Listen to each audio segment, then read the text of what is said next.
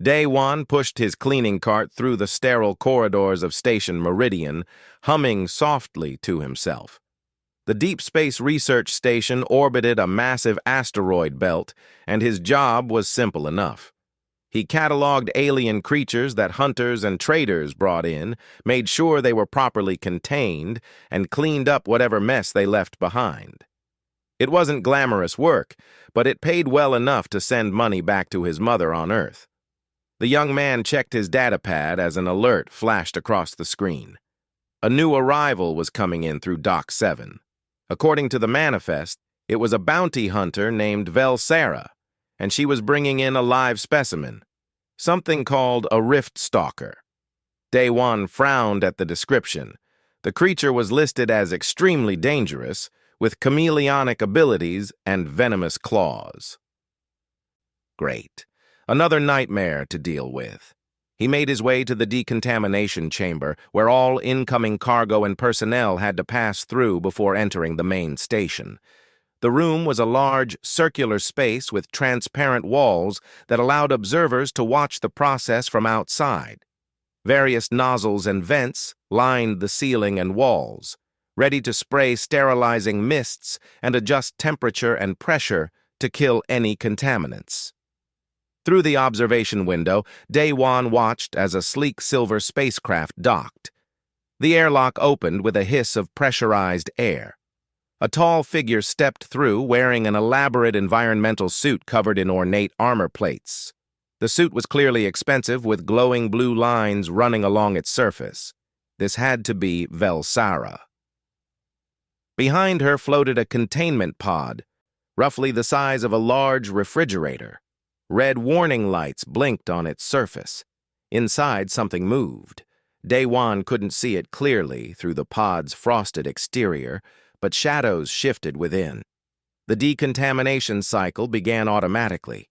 Mists sprayed from the ceiling, and the temperature readings on Day One's pad started to fluctuate. He watched casually, filling out the standard forms on his device. Name of hunter, species of cargo, destination within the station, routine stuff. Then something went wrong. Velsara's suit began to spark. Blue electricity crackled across the armor plates, and the hunter stumbled. Warning alarms shrieked through the chamber. The temperature gauge on Day One's pad went haywire, showing the room's heat spiking dramatically before plummeting to near freezing levels. "Oh no," Day One muttered. Without thinking, he slapped the emergency override button and rushed through the safety door into the chamber. The heat hit him first, like opening an oven. Then, seconds later, it dropped so fast his breath came out in visible clouds. Velsara had collapsed to her knees, and her suit was falling apart. No, not falling apart. She was shedding it. Pieces of the armor-like exterior were cracking and peeling away, revealing pale lavender skin beneath. "Stay back." The alien's voice was feminine but harsh, filled with panic and something else. Embarrassment? "Don't gaze, Earthling." But Day One was already there, trying to help. He reached for what he thought was a damaged piece of equipment, trying to remove it. Velsara slapped his hand away with surprising strength. "I said don't look at me!" Her voice cracked with distress. "I'm trying to help. Your suit is malfunctioning," Day One protested. He had no idea what was happening. Was she injured? Dying? More pieces of the outer layer fell away. Day One realized with growing confusion that this wasn't a suit malfunction at all. This was biological. The hard, shell-like exterior was part of her body, and it was coming off in large chunks. Beneath the hardened carapace, her skin looked soft and vulnerable, almost glowing with a faint bioluminescence. "This is molting. You cannot witness this," Velsara shouted, trying to cover herself with her arms. Her face, no longer hidden behind the helmet portion of her shell, was surprisingly humanoid. She had large, dark eyes that were currently wide with horror. Her features were delicate, almost elfin, with high cheekbones and a small nose.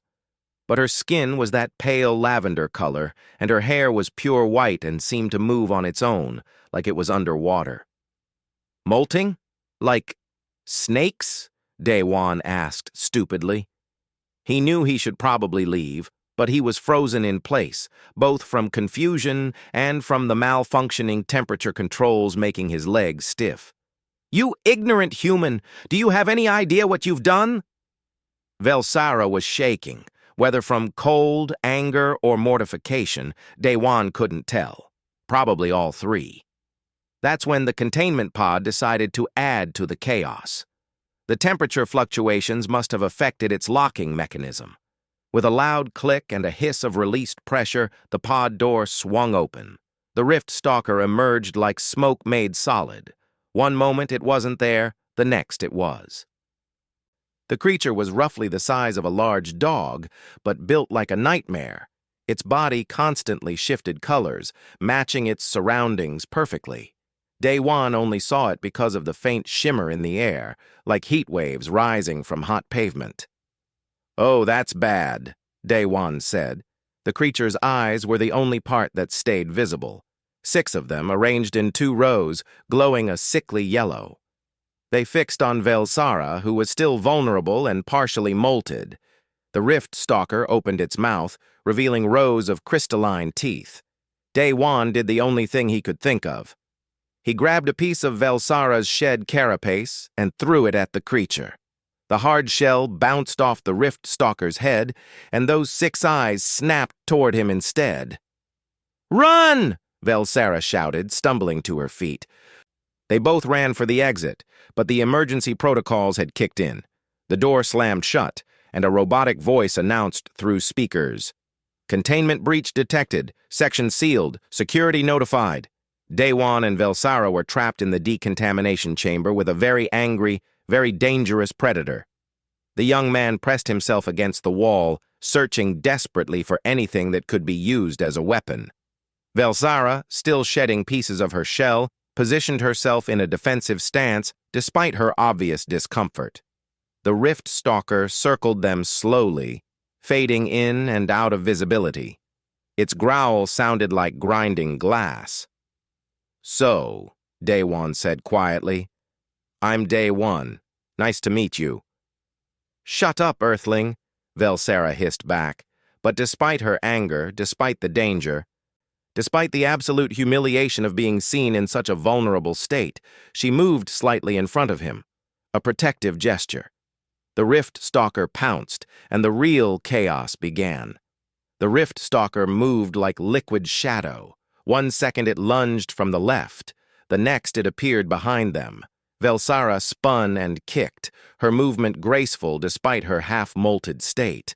Her foot connected with something solid, and the creature let out a screech that made Daewon's ears ring. "The thermal vents!" Daewon shouted, pointing at the ceiling. "These things hunt by heat signatures, right? If we confuse its senses—" "You know xenobiology?" Velsara asked, surprise cutting through her irritation. "It's literally my job." Daewon ran to the control panel by the wall. His fingers flew over the touchscreen, overriding safety protocols. The decontamination system wasn't meant to be weaponized, but desperate times called for creative thinking. Hot steam blasted from every vent simultaneously, the chamber filled with thick white clouds. The Rift Stalker shrieked in confusion, its camouflage failing as it couldn't match the rapidly changing environment. For a moment, they could see it clearly, all scales and teeth and too many joints in its legs. Velsara moved fast. She grabbed another piece of her shed carapace and brought it down hard on the creature's head.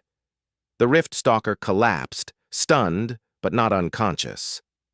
Daewon quickly activated the containment field function built into the floor. Blue energy grids sprang up, forming a cage around the dazed predator. "That won't hold it for long," Velsara said, breathing hard. She was trying to cover herself with her arms, clearly still mortified about her condition. Daewon pulled off his jacket and held it out to her without looking directly at her. "Here, you're cold." There was a long pause.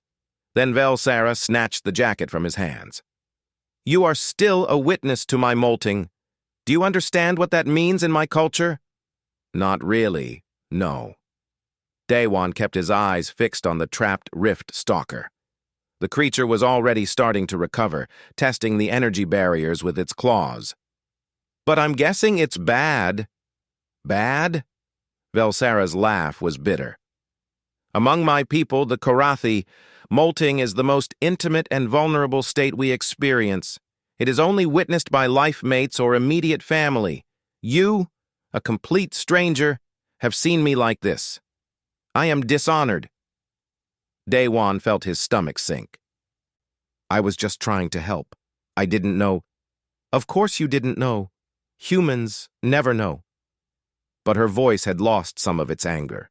She pulled his jacket tighter around her shoulders. Now you are bound to me as a molt witness. In the eyes of my people, we are connected until this debt of honor is resolved. Connected how? Before Velsara could answer, the chamber door finally opened. Station security rushed in, weapons drawn. Behind them came Dr. Hana, the head of the xenobiology department and Daewon's supervisor. She was a stern woman in her 50s with sharp eyes that missed nothing. What happened here? Dr. Hana demanded. Daewon started to explain, but Velsara cut him off. Equipment malfunction. My environmental suit failed during decontamination. The specimen escaped. This human helped me contain it. That is all. Dr. Hana's eyes narrowed. She clearly suspected there was more to the story, but she nodded. Fine. Security, get that creature back in a proper containment pod. Daewon, my office. Now! As they left the chamber, Daewon heard other voices in the corridor. Aliens of various species were gathering, whispering and pointing. One of them, a massive reptilian creature with too many arms, laughed loudly. Is that Velsara the legendary? Did she really molt in front of a human? The alien's voice boomed through the hallway. How embarrassing! Velsara's face went from pale lavender to deep purple. She walked faster, her head held high, but Daewon could see her hands trembling. In Dr. Hana's office, the older woman sat behind her desk and rubbed her temples. Explain. Everything. Daewon told her about the temperature malfunction, the molting, the escaped creature. He left out nothing.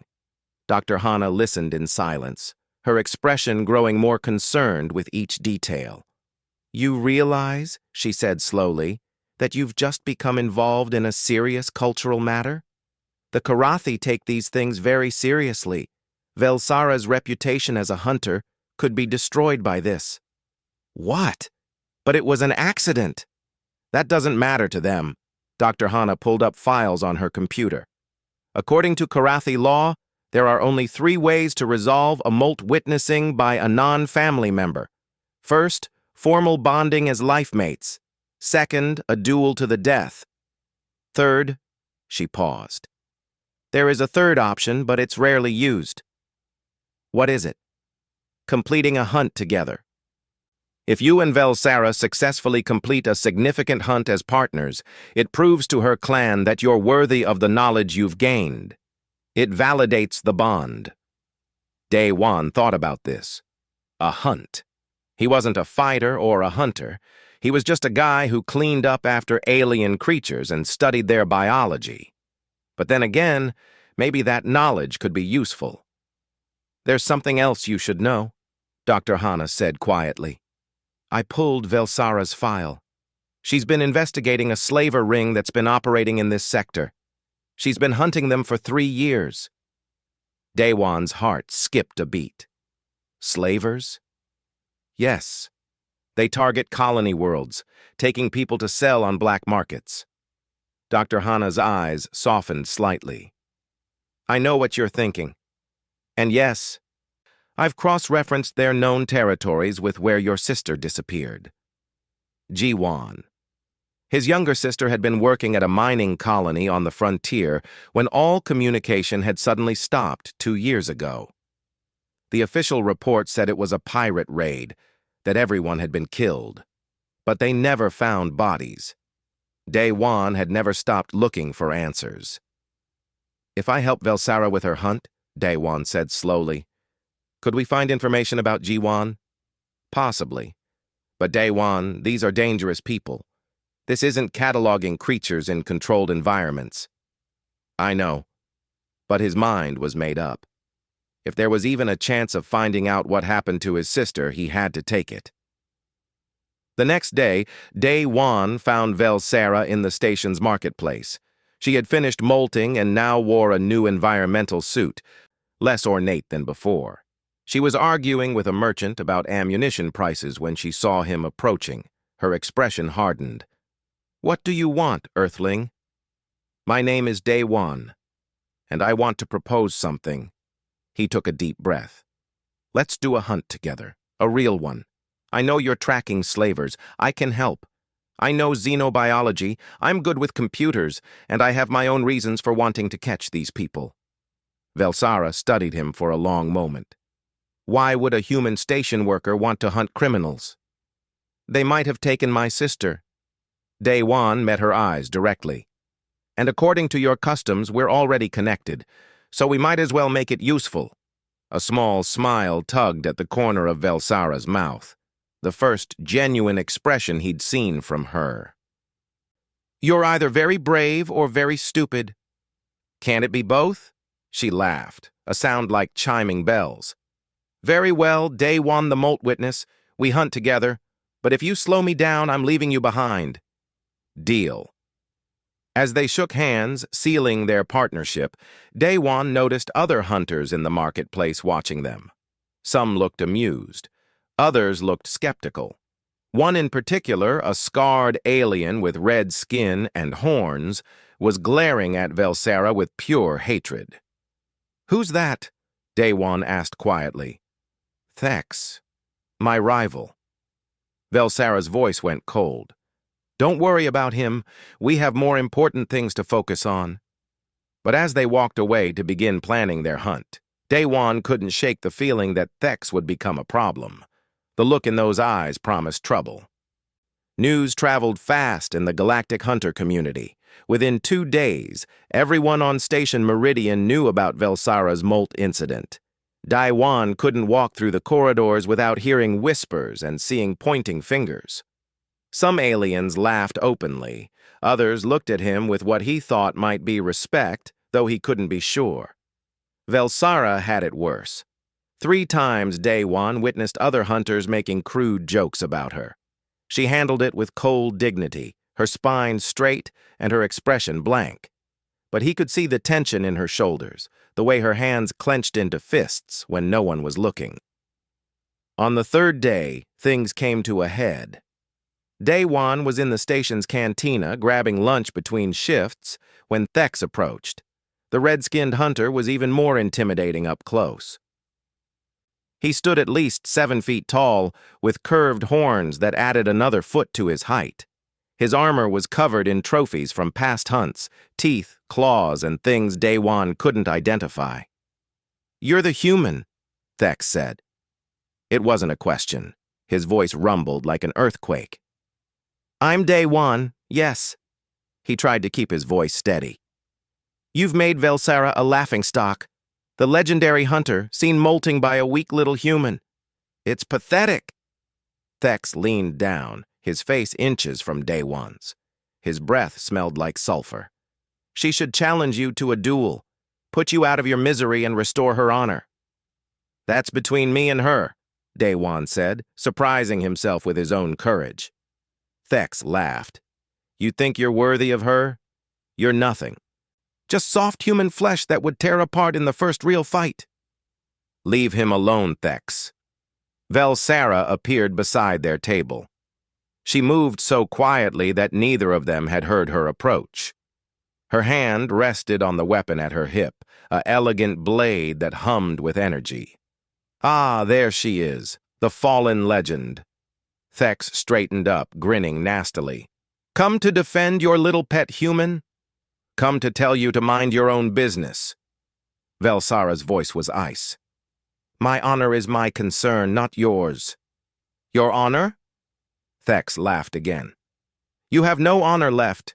Everyone knows it. You're finished as a hunter. No one will take you seriously after this. Velsara's expression didn't change, but Day Wan saw something flicker in her eyes. Pain. The words were hitting their mark. Unless, Thex continued, you follow tradition. Challenge the human. Kill him in honorable combat. Then maybe, the other clans will respect you again. I'm not going to kill Day Wan, Velsara said flatly. Then you're weak. No. Velsara stepped closer to Thex, fearless despite his size advantage. I'm smart. There's a third option, which you would know if you actually studied Karathi law instead of just using it as an excuse to mock others. Thex's grin faded. Third option? A joint hunt. Day Wan and I complete a significant hunt together, proving our partnership is valid. Our bond as Molt Witness and Witness becomes an asset, not a shame. She paused. Of course, that requires actual skill and intelligence, so I understand why you've never heard of it. Several aliens in the cantina laughed. Thex's red skin darkened to nearly black with rage. You'll fail, he snarled. And when you do, I'll be there to watch you lose everything. He stormed out, nearly knocking over a table in his anger. Velsara sat down across from Day Wan, her composure perfect, but he noticed her hands were shaking slightly. Thank you, Day Wan said quietly. You didn't have to defend me. Yes, I did. You're my partner now. Attacking you is attacking me. She ordered food from a passing server drone, then looked at him seriously. But Thex is right about one thing. We need to complete this hunt successfully. If we fail, my reputation is destroyed, and yours won't be much better.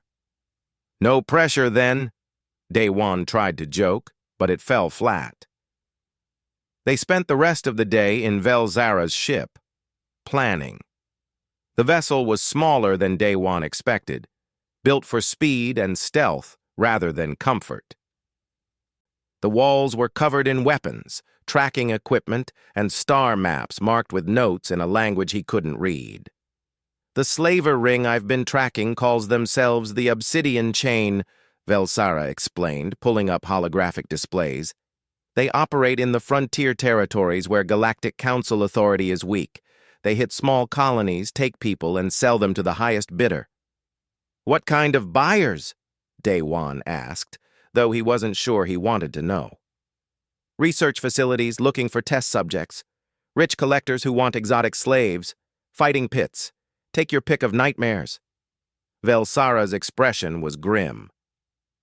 3 years ago, they hit my home colony, killed my parents, took my younger brother. I've been hunting them ever since. Day Wan stared at her. I'm sorry, I didn't know. Why would you? We're strangers bound together by accident. But her voice was softer. What about your sister? What happened? He told her about Jiwan, about how she'd been working as a mining engineer on a frontier colony called New Haven, about how all communication had suddenly stopped, about the official report that said everyone was dead, but the lack of bodies, the unanswered questions that haunted him. New Haven, Velsara said thoughtfully. She pulled up a star chart.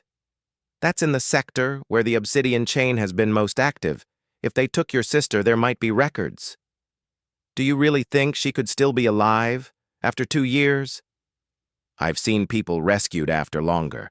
As long as they're valuable to the slavers, they keep them alive. Velsara met his eyes. I can't promise anything, but if there's information to find, we'll find it. They worked through the night, compiling data. Velsara had been gathering intelligence for years. She had contacts, informants, intercepted communications. Slowly, a pattern emerged. The Obsidian Chain had a base on a lawless moon called Koros Prime. It was where they processed new captives before selling them. That's our target, Velsara said. We go to Koros Prime, infiltrate their operation, gather evidence, and free whoever we can. It's dangerous.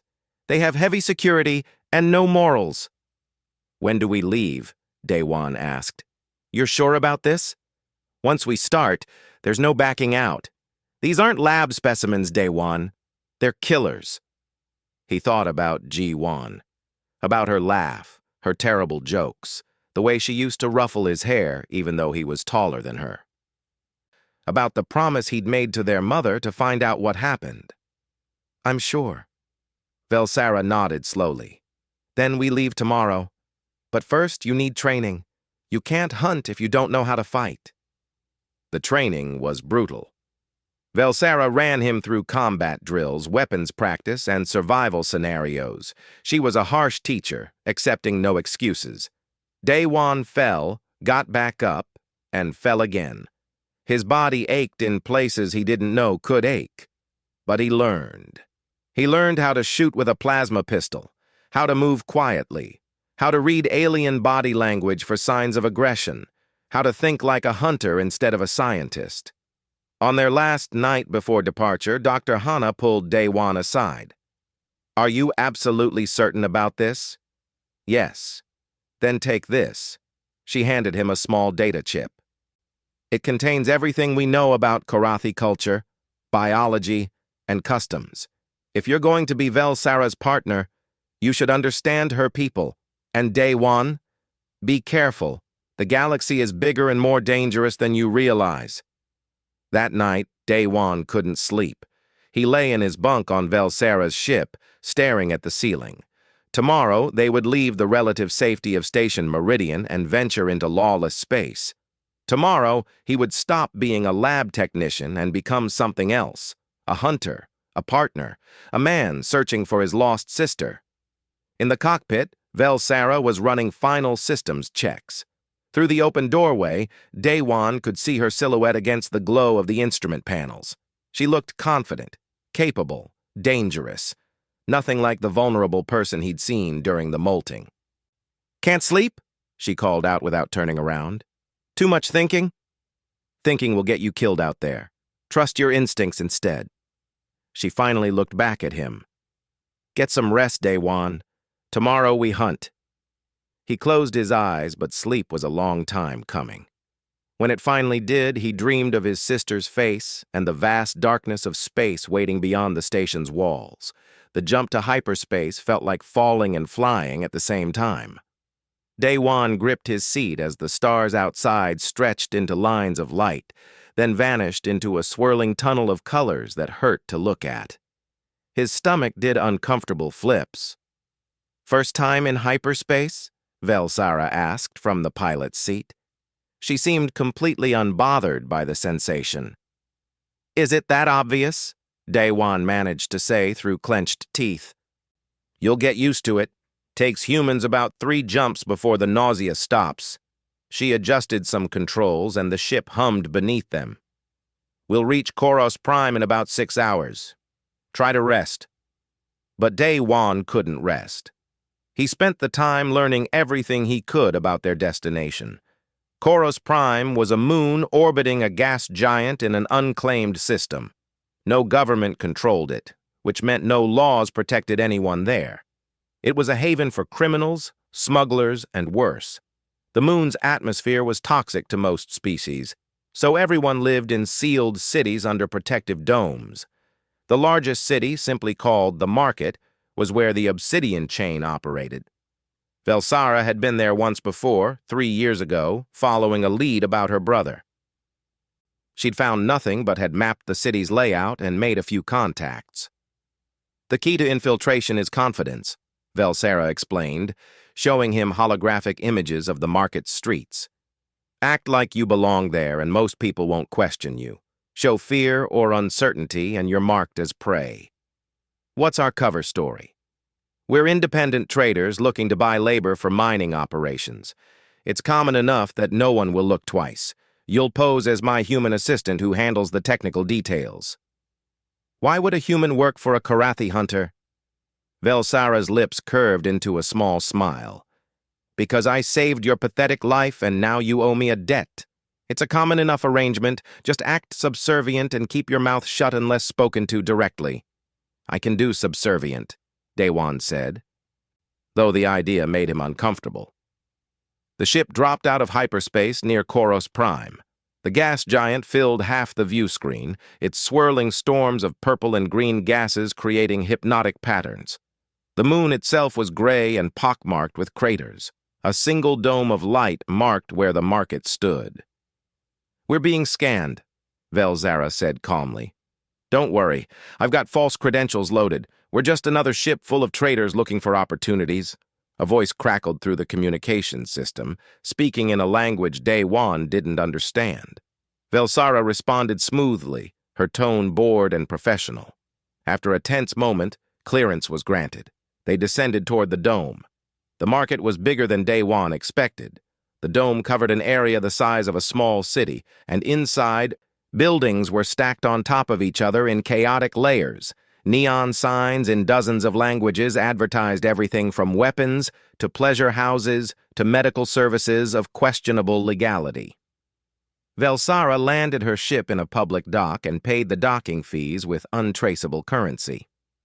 "Remember," she said as they prepared to disembark, "you're my property here. Stay close. Speak only when I tell you to, and for the love of the void, don't make eye contact with anyone who looks dangerous." "How do I tell who looks dangerous?" "Everyone here is dangerous." She handed him a small device that looked like a collar. "Wear this. It's a translator, but it also marks you as claimed property. No one will try to steal you while you're wearing it." The collar felt wrong around his neck, but Day-Wan understood the necessity. They stepped out into the market, and he was immediately overwhelmed by the noise, the smells, and the sheer variety of alien species moving through the streets. Velzara moved with purpose, leading him through winding alleys and past shops, selling things that made his skin crawl.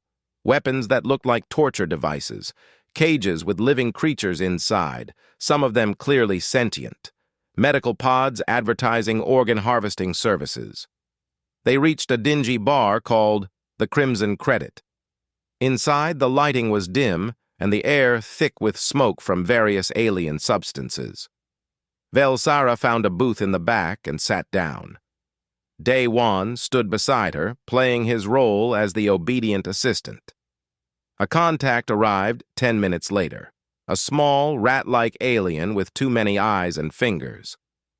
It chittered at Velzara in that same language Day-Wan couldn't understand.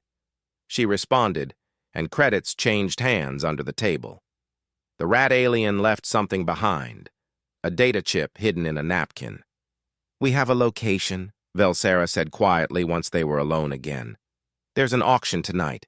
They're selling a new batch of captives. We're going to attend." "How do we get in?" "I just bought our invitation." She stood up. "Come on. We need to look the part." They spent the next few hours preparing. Velzara bought new clothes for both of them, expensive outfits that made them look like wealthy traders. She coached Day-Wan on proper etiquette, on how to show interest in merchandise without seeming too eager, on how to bid without drawing attention. As evening fell over the market, they made their way to a nondescript warehouse near the dome's edge. Guards stood at the entrance, heavily armed and alert. Velzara presented the data chip, and they were allowed inside. The auction room was set up like a theater. Rows of seats faced a stage where a podium stood.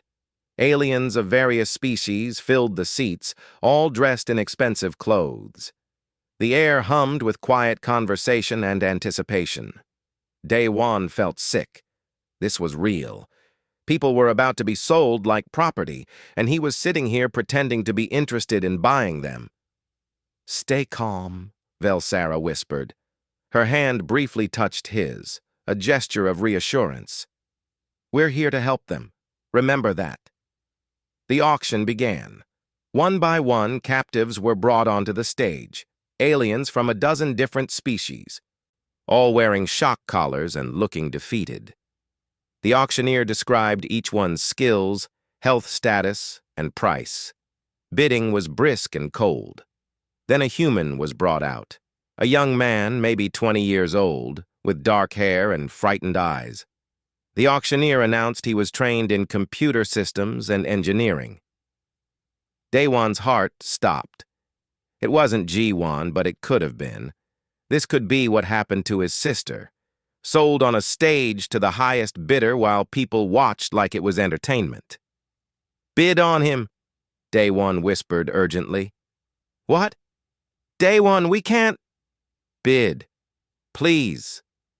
Velzara looked at him, saw something in his expression, and nodded. She raised her hand and made a bid. Other buyers competed, driving the price up, but Velzara kept going. Finally, the others backed off, and the human was declared sold to her. The auction continued. More captives appeared. Near the end, a small Karathi child was brought out, maybe 8 or 9 years old by Day One's guess. The child was crying, calling out for her mother. Velzara went rigid beside him. Her hand gripped the armrest so hard it bent. Without a word, she bid on the child. This time, she didn't stop bidding until she won, no matter the cost. After the auction, they collected their purchases. The human man's name was Hyan, and he looked at them with confusion and terror. The Karathi child, named Suri, clung to Velzara and wouldn't let go. "Listen carefully," Velzara said quietly to Hyan as they moved toward the exit. "We're not actually buying you. We're getting you out of here, but you need to play along until we're safe. Understand?" Hyan's eyes widened. You're rescuing us?" "Yes. But if anyone asks, you're our property. Act afraid and obedient until we're off this moon." They made it back to the ship without incident. Once inside with the doors sealed, Velzara removed Suri's shock collar carefully. The child immediately started crying harder. Velzara held her close, speaking softly in their native language. Day One helped Hyan with his collar. "Are you hurt? Do you need medical attention?" "I'm okay. I'm not okay, but I'm not injured." Hyan was shaking. "How long have I been here?" "They took us 3 months ago. There were 10 of us from my colony. The others were sold weeks ago. I thought I'd never get out." "What colony were you from?" Day One asked, his heart racing. "New Haven. It was a mining operation in the frontier territories." Day One grabbed Hyan's shoulders. "New Haven? 3 months ago? There was a woman there, an engineer, G1. Do you know what happened to her?" Hyan's expression changed to recognition. "G1. Yes, I knew her. She was one of the senior engineers. When the slavers attacked, she tried to organize a defense. She fought hard." He paused. "They took her. She was alive when they took her, I saw it. But they didn't bring her to Koros Prime. I heard the slavers talking. They said she was too valuable for the regular market. They took her somewhere else." "Where?" Daywan's voice cracked. "I don't know. They didn't say. But one of them mentioned something about the core facility. I think it's where they take special captives." Velzara joined them, having settled Suri into a sleeping pod. "The core facility. I've heard rumors about it. Supposed to be the Obsidian Chain's main headquarters, where their leadership operates from. If your sister was taken there, it means they saw something special in her." "How do we find it?" "I don't know yet, but we have a lead now, and we have Hyan and Suri to get to safety first." Velzara started the ship's engines. "We're leaving this place. Then we plan our next move." As the ship lifted off from Koros Prime, Day One watched the dome city shrink behind them. They'd saved 2 people tonight. But somewhere out there, G1 was still captive, still waiting, and he would find her no matter what it took. 3 weeks passed on Velzara's ship as they worked to decode what Hyan remembered about the Obsidian Chain's operations. The young man proved invaluable. His technical skills were real, and his memory for details was sharp. He remembered names, ship codes, and fragments of conversations between the slavers. Suri slowly came out of her shell. The young Karathi girl had nightmares every night, but during the day she started helping around the ship. She was smart, with a natural talent for understanding how systems worked. Velzara treated her with gentle patience, and the child clearly saw her as a protective figure. The core facility is hidden in something called the Veiled Expanse, Hyan explained one evening, pulling up star charts. I heard them mention it twice. It's a nebula in the Outer Rim territories, really remote. Daewon studied the charts. The Veiled Expanse was marked as a navigational hazard. The thick clouds of gas and debris made sensors unreliable and hyperspace jumps dangerous. Perfect place to hide something you didn't want found. We can't go in alone, Velsara said. The security will be too heavy. We need a team. Where do we find people we can trust? Daewon asked. Everyone we've met so far has been either a criminal or works for criminals. Not everyone. Velsara pulled up a communication channel. I know someone. An old friend from before I became a hunter. He runs cargo in the independent systems. Not exactly legal, but not evil either. His name is Minsu. The call connected, and a face appeared on screen. Minsu was human, probably in his 30s, with a friendly smile and laugh lines around his eyes. Velsara, it's been forever. How's the hunting business? Complicated. I need a favor, Minsu. A big one. His smile faded as she explained the situation. When she finished, he was quiet for a long moment. You want me to help you raid a slaver base? That's not cargo running. That's suicide. I know what I'm asking, but we saved 2 people from Koros Prime. There are more who need saving, and someone I'm looking for might be there. Someone you're looking for? Minsu glanced at Daewon, visible in the background. Who's the human? That's a long story. Will you help us or not? Minsu sighed deeply. My mother would kill me if she knew I was even considering this. But yeah, I'll help. My ship's not a warship, but it's fast and the weapons aren't bad. Plus, I've got a crew member who used to be in the Galactic Defense Force before she decided military life wasn't for her. Ara's pretty good in a fight. Send us your coordinates. We'll meet you and plan from there. They rendezvous with Minsu's ship, the Quick Prophet, near a refueling station in neutral space. His vessel was larger than Velsara's, designed for cargo hauling but modified for speed. The crew turned out to be just 2 people. Minsu himself and Ara, a tall alien woman with blue skin and 4 arms. So you're the Molt witness, Minsu said when he met Daewon in person. Velsara told me about that. That's quite a way to make friends. It was an accident. The best stories usually are. Minsu grinned. Don't worry, I won't make jokes about it. Much. Ara was more serious. She studied their small group with tactical eyes. 5 people, 2 of them non-combatants, going against a fortified slaver base. Those are terrible odds. We're not doing a frontal assault, Velsara explained. She projected a hologram of the Veiled Expanse. We sneak in, gather intelligence, free who we can, and get out. Quick and quiet. Nothing is ever quick and quiet, Ara said flatly, but she nodded. I'm in. I hate slavers. They spent days planning. Hyan helped them understand the Obsidian Chain's security protocols. Suri, despite her young age, proved to have an amazing memory for technical details. She'd watched the slavers work and remembered their procedures. They use biometric scanners, Suri said, her small voice growing stronger as she became more comfortable. But the scanners only check for known criminals and law enforcement. Random traders and buyers can come and go. So we pose as buyers again, Daewon said. Not this time. The core facility isn't a market. It's a processing center and headquarters. Velsara pulled up schematics that Hyan had helped reconstruct from memory. We'll need a different approach. The plan they eventually developed was risky. Minsu would approach the facility openly, claiming to have a delivery of supplies. While the guards were distracted processing his cargo, the others would slip in through a maintenance tunnel that Hyan remembered seeing. Once inside, they'd split up. Velsara and Ara would locate the prisoners. Daewon and Suri would access the computer systems to find records about Jiwon and Velsara's brother.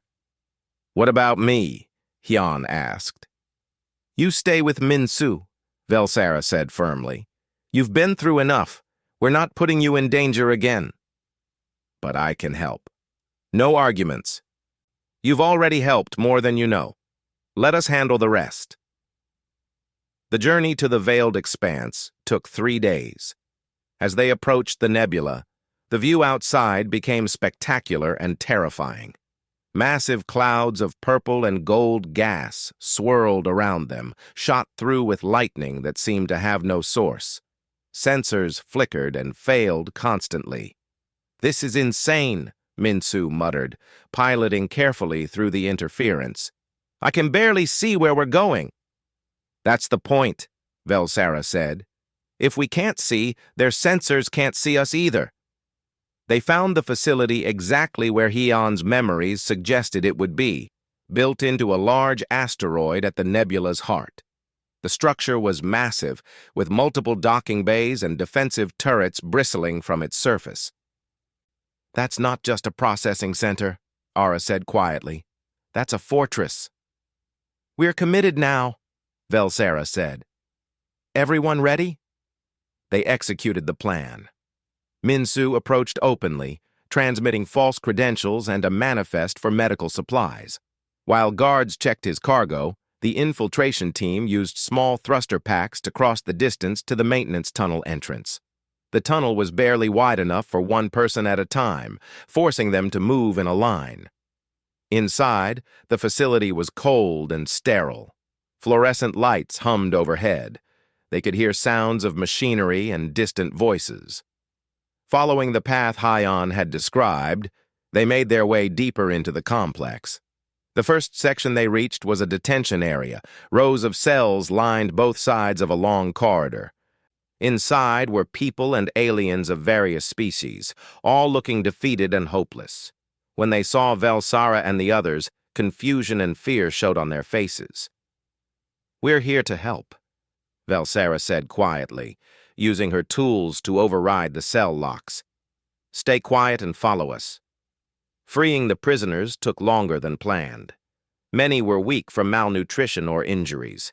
Ara had to carry 2 who couldn't walk. They sent them back through the maintenance tunnel with instructions to reach Minsu's ship. Meanwhile, Daewon and Suri reached the computer center. The young Karathi's nimble fingers flew over the control panels, bypassing security with surprising skill. "I watched them do this so many times," she whispered. "I remembered the patterns."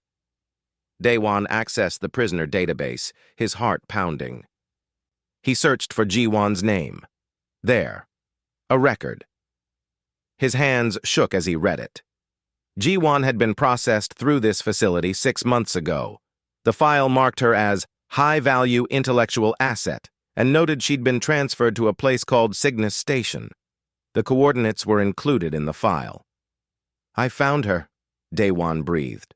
"She's alive. She was alive 6 months ago, at least." "Download everything," Suri urged. "We need proof of all of this." Daewon copied the entire database onto a data chip.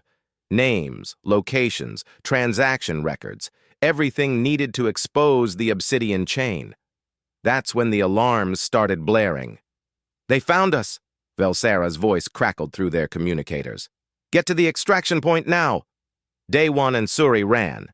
Behind them, they heard heavy footsteps and shouting. Guards were coming. They rounded a corner and nearly collided with Velsara and Ara, who were shepherding the last of the freed prisoners. "There's too many guards between us and the tunnel," Ara reported. "We need another way out." "This way!" Suri suddenly darted down a side corridor. "The cargo bay! Ship's dock there!" They followed the child through winding passages. Plasma fire burned the walls behind them as guards gave chase. Ara returned fire, her 4 arms allowing her to shoot while running and carrying a wounded alien at the same time. The cargo bay was chaos. The freed prisoners had caused a distraction, overwhelming the few guards who'd been stationed there. Minsu had brought the quick prophet right up to the docking bay doors, and Heon was waving them aboard. But as they ran for the ship, a massive figure stepped into their path. Thex. The rival hunter was wearing heavy combat armor and carrying a weapon that looked like it could punch through a starship hull. "Velsara," he said, grinning viciously. "I knew you'd fail eventually. Attacking the obsidian chain? They pay me very well to provide security, and now I get to kill you and your pet human. What a bonus! You work for slavers? Velsara's voice was filled with disgust. You've fallen far, Thex. I go where the money is. Nothing personal. He raised his weapon. Well, maybe a little personal. The weapon fired, a beam of energy that would have cut Velsara in half, but Daewon pushed her aside and the beam missed by inches. They both hit the ground hard.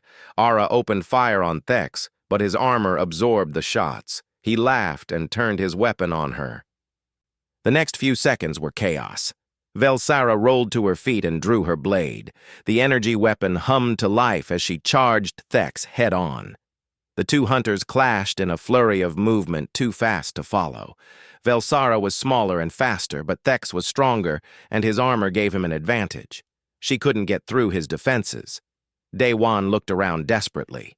There had to be something he could do. His eyes landed on a control panel for the bay's cargo loading system.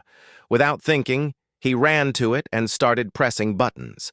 A massive shipping container, suspended from overhead rails, suddenly released. It dropped straight toward Thex. The huge hunter threw himself aside at the last second, but the container clipped his shoulder, spinning him around. Velsara didn't waste the opening. Her blade found a gap in his armor at the neck. Thex roared in pain and stumbled back. Before he could recover, Ara shot out his weapon with precise fire from all four arms simultaneously. "Go!" Velsara shouted. "Everyone on the ship now!" They ran. Behind them, Thex was screaming threats, but he couldn't follow. The Quick Prophet's engines roared to life the moment the last person was aboard. Minsu piloted them out of the bay and into the swirling gases of the nebula just as more guards arrived. "That was way too close," Minsu said, his voice shaky with adrenaline. Daewon collapsed into a seat, holding the data chip like it was the most precious thing in the universe. They'd made it. They'd freed dozens of prisoners and gotten the evidence they needed, and he knew where Jiwon was. But as he looked at the exhausted faces around him, at Suri curled up in Velsara's lap, at the freed prisoners huddled together in shock, he realized the job wasn't done. They'd struck a blow against the obsidian chain, but the organization was still out there, and Jiwon was still a prisoner. "Cygnus Station," he said quietly. "That's where we go next." Velsara nodded, her expression determined despite her injuries. "We rest, we heal, and then we finish this." The data chip revealed horrors that made Daewon sick to his stomach. For 3 days, he and Hyun went through the files they'd stolen from the facility. Thousands of names, dozens of locations, a network of slavery that stretched across multiple sectors of the galaxy. But it was the information about Cygnus Station that made his blood run cold. The facility wasn't just a prison. It was where the obsidian chain conducted experiments on their most valuable captives, testing alien biology for wealthy buyers who wanted specialized slaves, pushing people to their limits to see what humans and other species could endure. Jiwon's file indicated she'd been purchased by the station's overseer, Overlord Karnak, 6 months ago. The price listed was astronomical. The notes said she had exceptional engineering skills and problem-solving abilities that Karnak wanted to exploit. "We need to send this data to the Galactic Council," Dr. Hana said when Velsara contacted her. "This is enough evidence to bring down the entire organization." "How long will that take?" Daewon asked urgently. "Months, maybe years. Bureaucracy moves slowly, even for something this serious. They'll need to verify everything, hold trials, coordinate with multiple planetary governments. My sister doesn't have months or years." There was silence on the line. Finally, Dr. Hana spoke. "Then you need to get her out before the council shuts everything down. Once they move, Karnak will know he's been exposed. He might kill the prisoners rather than let them be rescued." After the call ended, their small group gathered in the Quick Prophet's common area. They dropped off the freed prisoners at a safe location, a monastery colony that asked no questions and welcomed refugees. Only the core team remained: Velsara, Daewon, Minsu, Ara, Hyon, and Suri. Cygnus Station is in corporate-controlled space, Velsara explained, showing them a holographic map. The Cygnus Corporation officially runs mining and manufacturing operations, but they also rent out facilities to anyone willing to pay, no questions asked. That's how Karnak operates there. He's hidden behind layers of corporate bureaucracy. So we can't just attack, Era said. If we assault a corporate facility, the entire sector will come down on us. We need to be smart about this. Minsu studied the station's layout. What if we get ourselves invited in? How? The station needs supplies, right? Equipment, food, medical gear. We pose as a delivery crew. Get inside legitimately, then find your sister and get her out. They'll have records of all their regular suppliers, Hyun pointed out. We can't just show up and expect them to believe we're making a delivery. What if we don't pretend to be a regular supplier? Daewon said slowly, an idea forming. What if we offer something they need? Something valuable enough that they'll let us in? Like what? Daewon pulled up Jiwon's file. According to this, they're having problems with their environmental systems. The station's life support keeps failing. They've been trying to fix it for weeks. What if we show up with a solution? A human engineer who specializes in life support systems? You're not an engineer, Velsara said. No, but I can pretend to be. I've studied enough about various systems, and with Hyun feeding me information through a hidden communicator, I might be able to pull it off long enough to find Jiwon. The plan was risky, but they couldn't think of anything better. They spent a week preparing. Hyun taught Daewon everything he could about life support systems. They created false credentials that would stand up to basic scrutiny. Minsu modified his ship's transponder to make them appear as an independent contractor vessel. Before they left, Velsara pulled Daewon aside. You understand that if this goes wrong, we might not all make it out? I know. And you still want to do this? For your sister? She's my family. I'd do anything for her. He paused. But it's not just about Jiwon anymore. It's about all those people Karnak has hurt. About stopping him before he hurts anyone else. Velsara nodded slowly. You've changed since we met. You're not the nervous lab worker anymore. I had a good teacher. She smiled, a rare, genuine expression. When this is over, and if we survive, I'm going to officially declare you as my hunting partner to my clan. The Molt-Witness bond will become a true partnership.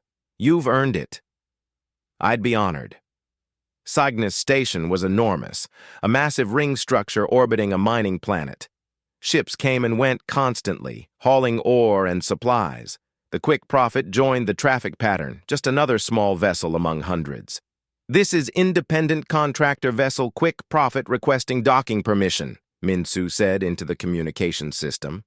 We have an environmental systems specialist on board, here to address your life support issues.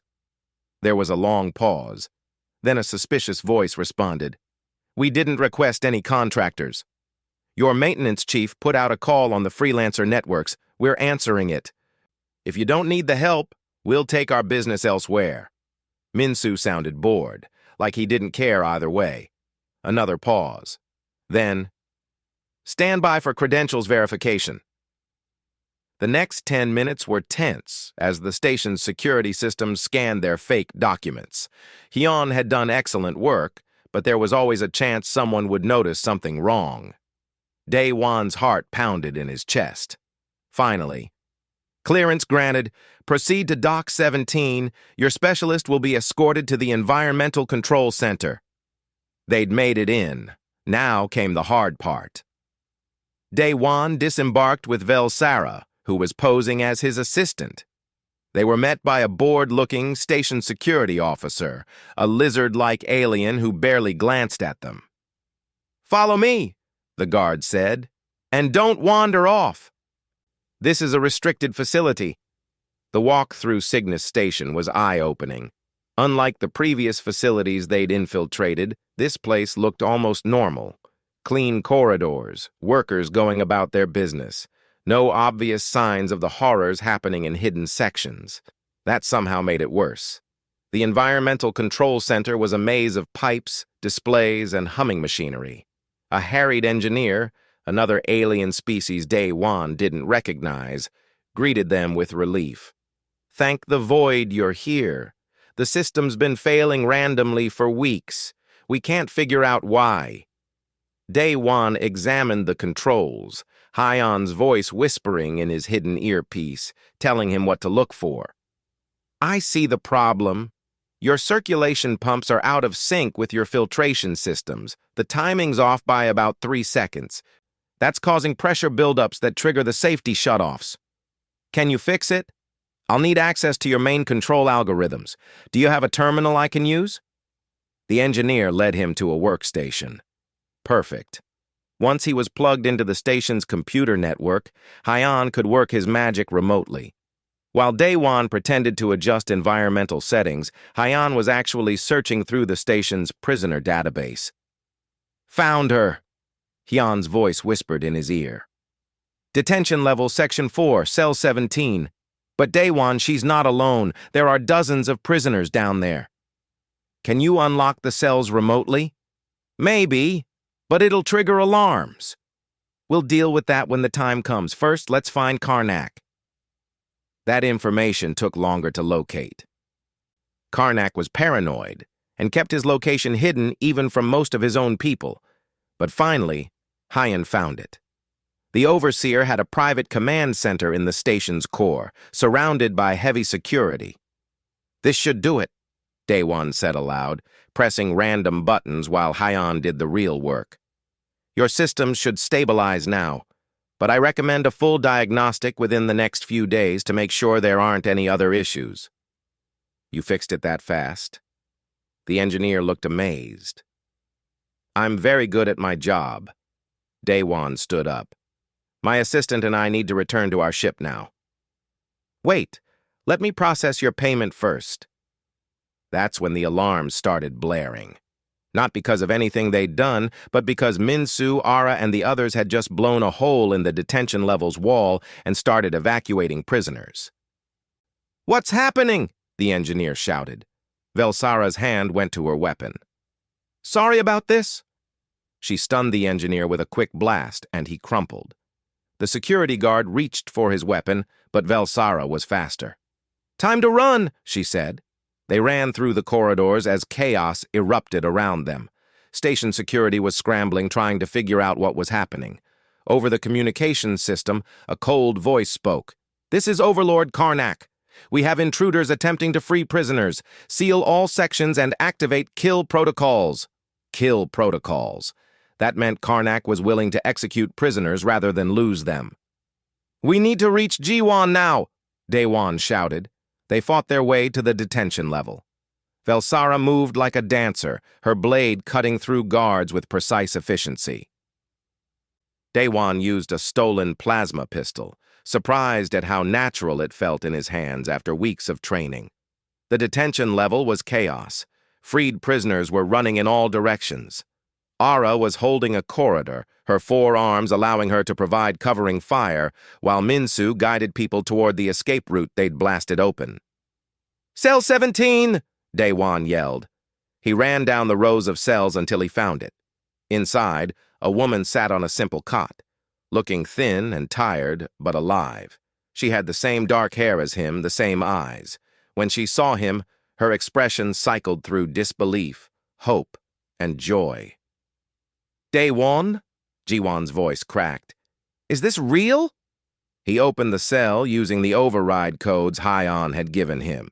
"It's real. I'm getting you out of here." They hugged, and she was shaking. "How did you find me? It's been so long, I thought—" "I never stopped looking. Come on. We need to go." But before they could leave, a massive figure blocked the corridor. Overlord Karnak was even bigger than Thex, easily 8 feet tall with 4 arms and skin that looked like dark metal. His eyes glowed red in the dim light.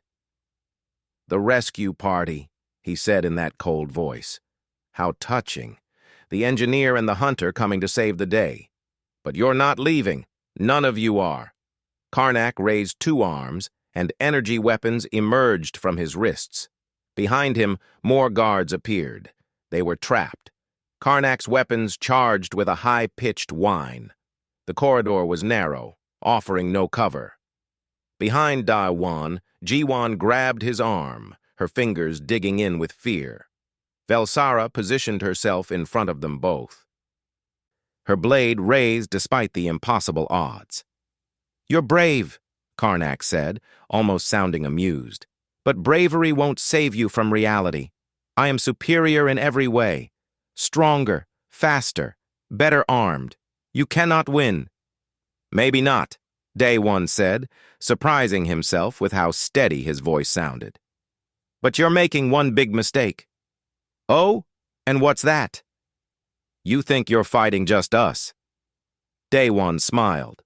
"You're not." At that moment, several things happened at once. The station's lights went out completely, plunging everything into darkness.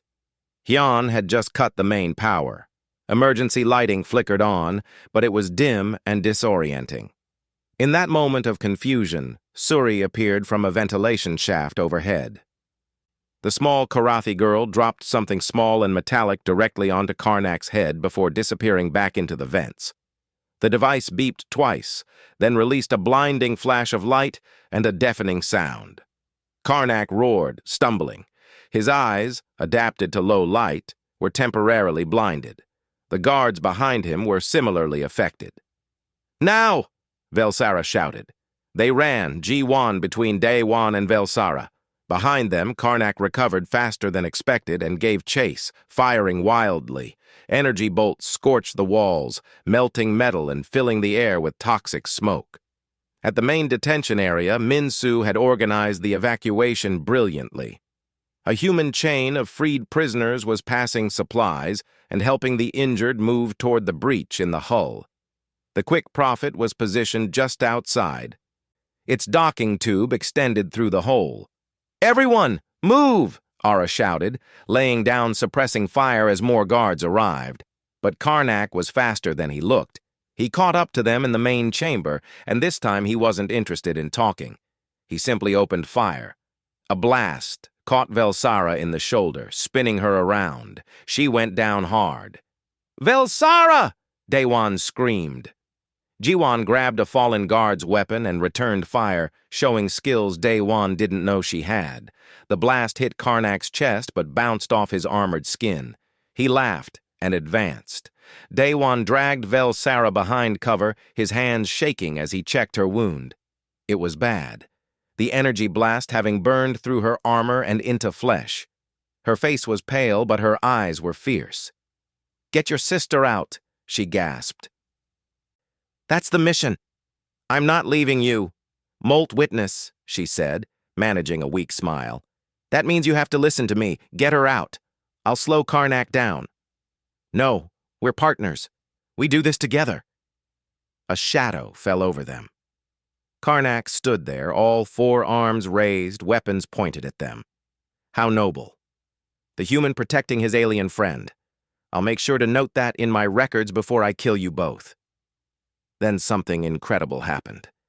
Thex appeared from a side corridor, battered and barely standing, but wielding a massive cannon. "Karnak!" he roared. "Remember me?" The overseer turned, surprised. "The failed hunter. I thought my guards killed you." "They tried, but I'm harder to kill than you think." Thex's smile was savage. "And I owe these people a debt, especially her." He glanced at Velsara. "She beat me in fair combat. She showed me that honor matters more than money, something I'd forgotten." Thex fired the cannon. The blast hit Karnak square in the chest, powerful enough to crack even his armored skin. The overseer stumbled back, and Thex charged him with a battle cry. "Go!" Thex shouted. "I'll hold him! Consider us even, Velsara!" The 2 massive aliens clashed in a brutal fight. Daewon didn't want to leave Thex behind, but Velsara was losing blood fast, and Jiwan was pulling at his arm. They ran for the breach. Minsu was waiting at the docking tube. Come on, we're overloaded, but we can make it. They scrambled aboard just as a massive explosion rocked the detention level. Through the breach, Day-Wan saw Thex and Karnak still fighting in the flames. Then the Quick Prophet's engines roared, and they were pulling away from the station. "Did everyone make it?" Day-Wan asked desperately. "All the prisoners we could reach," Ara reported. She was already working on Velsara's wound with a medical kit. "But it's going to be tight. This ship wasn't designed for this many people." "The station's security forces are launching pursuit ships," Jan called from the sensor station. 4 of them, heavily armed. "Can we outrun them?" Jiwan asked. "Not while carrying this much weight," Minsu said grimly. "We're too slow." But then something unexpected happened. Several other ships appeared on sensors, dropping out of hyperspace around them.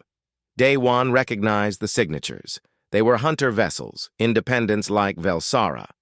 Over the communications channel, a dozen different voices spoke up. "This is Hunter Kresh. We heard about what you did at the Veiled Expanse facility. We're here to help." "Hunter Yara. Nobody likes slavers. Let's teach them a lesson." "Hunter Doc. Velsara once saved my life. Time to return the favor."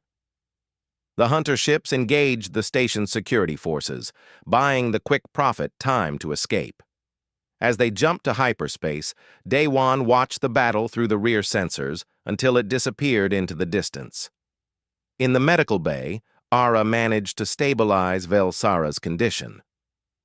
"She'll live, but she needs proper medical treatment soon." Day-Wan sat with his sister in the common area while Velsara recovered. Jiwan looked so different from how he remembered, thinner with new scars and shadows in her eyes, but she was alive, and she was here. "What happened to you?"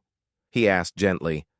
She told him about the attack on New Haven, about trying to organize a defense but being overwhelmed by the slavers' numbers and weapons, about being sold, about Karnak's experiments, about the months of fear and hopelessness. "I never gave up, though," she said quietly. "I kept telling myself that someone would find me, that you would find me, and you did. I'm sorry it took so long. You came. That's what matters." She squeezed his hand. "Who's the Karathi woman? The one who got shot protecting you?" "That's Velsara, my partner." He explained their unlikely meeting, the Molt witnessing accident, everything that had led to this moment. Jiwan listened with growing amazement. "You became a hunter? My nerdy little brother who used to be afraid of house cats?" "People change when they have to." 3 months passed. The data they'd stolen led to the complete dismantling of the Obsidian chain. The Galactic Council, faced with undeniable evidence and public outrage, moved swiftly. Raids across multiple systems freed thousands of prisoners and arrested hundreds of slavers. Karnak's body was found in the ruins of Cygnus Station. Thex had died taking him down, but he'd succeeded. Jiwan spent those months in a rehabilitation center on Earth, recovering physically and mentally from her ordeal. Day-Wan visited as often as he could, but he found himself drawn back to space, to the life he'd discovered out there. Velsara recovered fully, the wound leaving only a small scar. She was hailed as a hero among the Karathi people and many other species as well. The hunters who'd helped them escape spread the story, and it grew with each telling. On a sunny afternoon on Earth, Day-Wan brought Velsara to meet his mother. The older woman cried when she saw Jiwan for the first time in 2 years, and she held Velsara's hands with deep gratitude. "Thank you for bringing my children home," she said in Korean, which Velsara's translator rendered into her own language. "Your son saved me first," Velsara replied. "He witnessed my molt, and instead of judging, he helped. He's the reason I remember what it means to hunt with honor." Later, Day-Wan showed Velsara around Earth. She was fascinated by everything: the blue sky, the natural weather, the incredible diversity of life. In a park, the temperature rose unexpectedly, and Velsara's shell began to crack. "Oh, no," she said, mortified. "Not again." But this time, Daewon simply smiled and turned away, giving her privacy. "I'll stand guard. Take your time." She laughed, a sound of genuine joy. "You've learned well, Molt Witness." When it was over, they sat on a bench together, watching children play. "What happens now?" Velsara asked.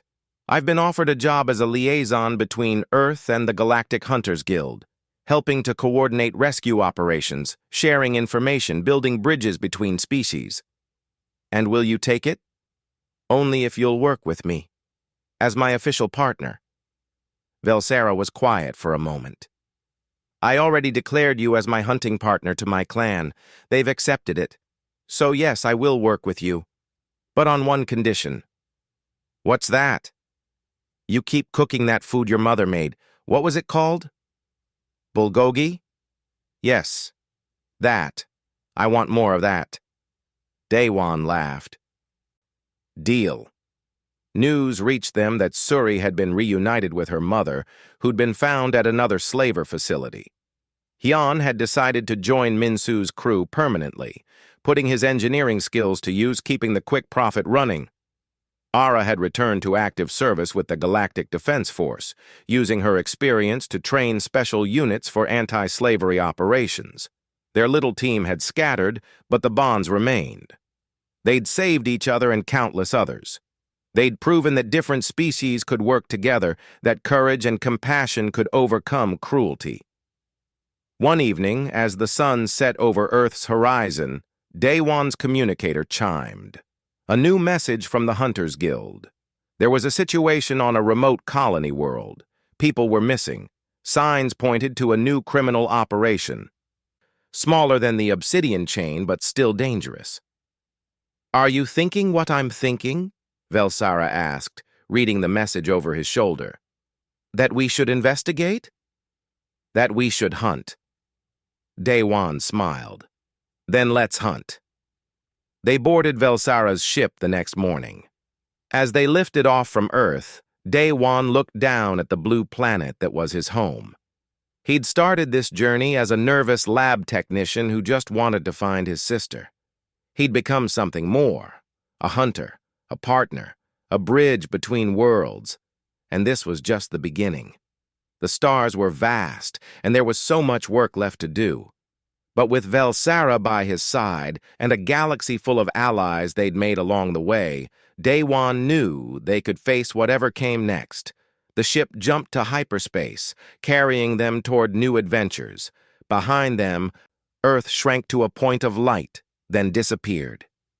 Ahead lay the unknown, dangerous and beautiful in equal measure. But they were ready. They were partners. And in the vast darkness of space, sometimes all you needed was someone willing to stand beside you and face the night together. "Don't gaze, Earthling," Velsara said suddenly, a teasing note in her voice. Daewon grinned. "I learned my lesson the first time. Those words still haunt me." "Good. They should." But she was smiling. "Now, let's go save some people. That's what we do." "That's what we do," he agreed. And they flew on, two unlikely partners in an infinite universe, proving that sometimes the strangest meetings lead to the strongest bonds.